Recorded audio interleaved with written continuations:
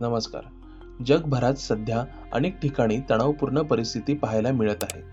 मध्य पूर्वेत इराण आणि अमेरिका यांच्यात युद्धसदृश तणाव वाढत असल्याच्या चर्चा सुरू आहेत, तर दुसरीकडे पाकिस्तान आणि अफगाणिस्तान यांच्यातही संघर्षाच्या बातम्या समोर येत आहेत. अशा आंतरराष्ट्रीय घडामोडी सुरू असतानाच भारतातही एक मोठी राजकीय घटना घडली आहे, ती म्हणजे बिहारच्या राजकारणातील मोठा बदल.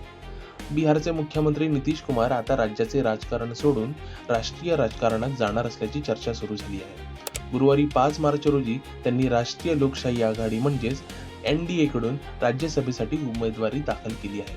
त्यामुळे बिहारमध्ये लवकरच मुख्यमंत्री बदलण्याची शक्यता निर्माण झाली आहे आणि राज्याच्या राजकारणात मोठी उलथापालथ होऊ शकते. नितीश कुमार हे बिहारच्या राजकारणातील अत्यंत अनुभवी आणि प्रभावी नेते मानले जातात. जनता दल युनायटेड म्हणजेच JDU या पक्षाचे ते प्रमुख नेते आहेत.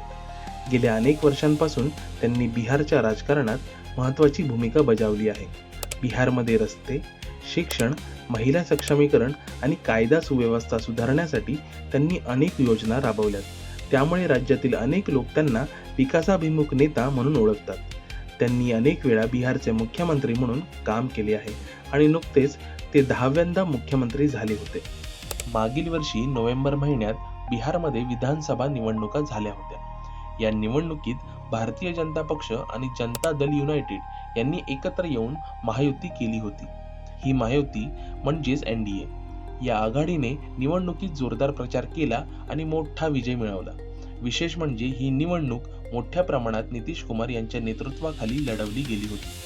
प्रचारात त्यांचाच चेहरा पुढे ठेवण्यात आला होता. त्यामुळे निवडणुकीनंतर सरकार स्थापन झाल्यावर नितीश कुमार यांनी 9व्यांदा बिहार मुख्यमंत्री पदाची शपथ घेतली. मात्र या विजयानंतर अवघे 3 महिनेच झाले असताना आता त्यांनी मुख्यमंत्रीपद सोडण्याचा निर्णय घेतल्याची चर्चा सुरू झाली आहे. त्यामुळे बिहारच्या राजकारणात खळबळ उडाली आहे. कारण सामान्यतः निवडणूक जिंकल्यानंतर मुख्यमंत्री पूर्ण कार्यकाळ म्हणजेच 5 वर्षे पदावर राहतात. पण येथे फक्त 3 महिन्यातच मुख्यमंत्री बदलण्याची शक्यता निर्माण झाली आहे. त्यामुळे लोकांच्या मनात अनेक प्रश्न निर्माण झालेत. नितीश कुमार यांनी अचानक हा निर्णय का घेतला? ते राष्ट्रीय राजकारणात का जात आहेत? आणि त्यांच्या जागी बिहारचा पुढचा मुख्यमंत्री कोण होणार? नितीश कुमार यांनी राज्यसभेसाठी उमेदवारी दाखल केल्यामुळे या चर्चांना अधिक बळ मिळाले आहे. राज्यसभा ही भारताच्या संसदेतील एक महत्त्वाची संस्था आहे. भारताच्या संसदेला 2 सभागृह असतात, लोकसभा आणि राज्यसभा. लोकसभेचे सदस्य थेट जनतेकडून निवडले जातात, तर राज्यसभेचे सदस्य राज्यातील आमदारांकडून निवडले जातात. राज्यसभेत निवडून गेल्यानंतर नेता राष्ट्रीय स्तरावर राजकारण करू शकतो.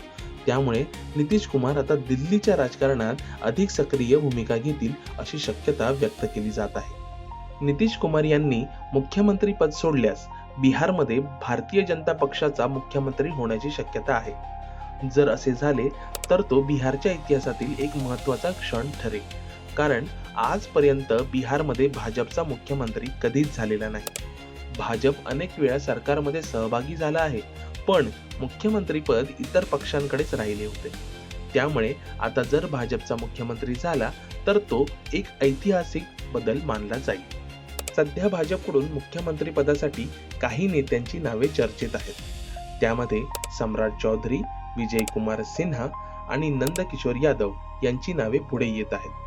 हे तिघेही बिहारच्या राजकारणातील महत्त्वाचे नेते मानले जातात. मात्र अंतिम निर्णय भाजपचे केंद्रीय नेतृत्व घेणार आहे. त्यामुळे पुढील काही दिवसात याबाबत स्पष्टता येण्याची शक्यता आहे. नितीश कुमार यांनी हा निर्णय का घेतला याबाबतही अनेक चर्चा सुरू आहेत. काही राजकीय विश्लेषकांच्या मते ते आता राष्ट्रीय राजकारणात मोठी भूमिका बजावू इच्छितात. दिल्लीमध्ये त्यांना महत्त्वाची जबाबदारी मिळू शकते.